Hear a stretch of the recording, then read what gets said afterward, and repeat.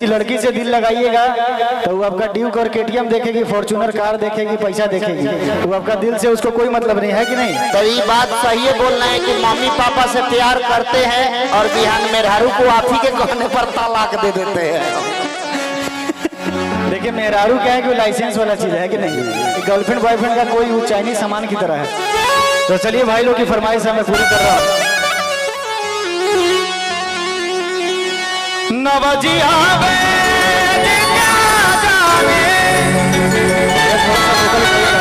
sound वाले भैया